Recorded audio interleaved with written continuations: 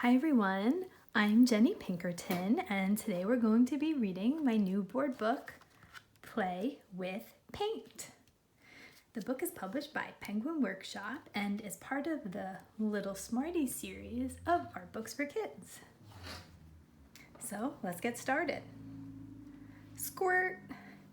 Dip your hand in the cold, wet paint. Feel it glide across the paper. Hands can make all sorts of marks. Look! Can you tell how these marks were made by the hands? Let's see, over here, we can tell that one's a handprint. Someone went like that. But what about over here? Can you tell how this one was made? Yep, you're right, by putting all of the fingers together. It was this hand though. Oh, and what about this one? Can you tell how the snail's shell was made? What part of your hand looks like that? It's actually this part. So if you make a fist and there's that swirl right there, put some paint on there and boop, you'll get a nice snail shell.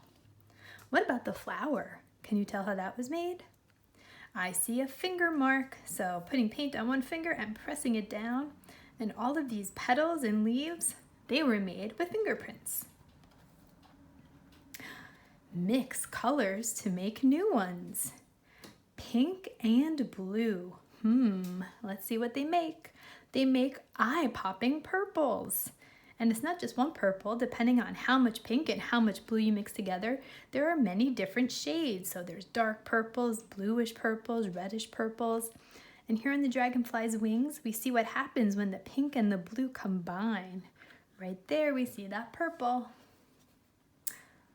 More colors, please. Blue and yellow make dazzling greens. Here we go. And just like pink and blue, different amounts of yellow and blue make different shades of green. This green right here has a lot of yellow. You can see it's similar to that color. Whereas this blue over here, this green over here has a bit more blue. More colors, please. Yellow and pink. Ooh, they make outstanding oranges. I bet this looks familiar to a lot of you if you ever eat goldfish at home. Yum. And here we have a peach. It's like a light orange color. And we see the pink and the yellow overlapping here to make that orange.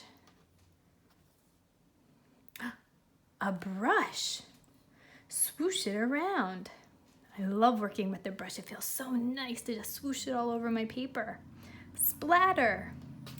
That's okay, no worries about splatter. That's part of the fun of painting. A sponge. Dunk it.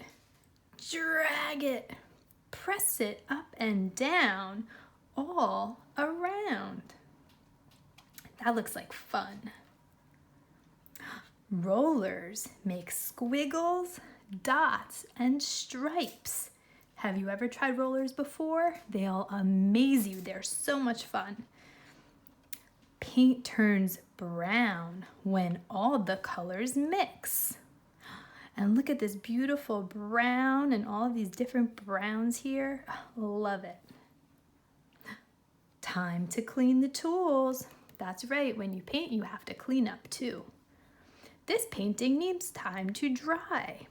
Oh, it looks wonderful. It looks like a butterfly, and I see some marks from the rollers.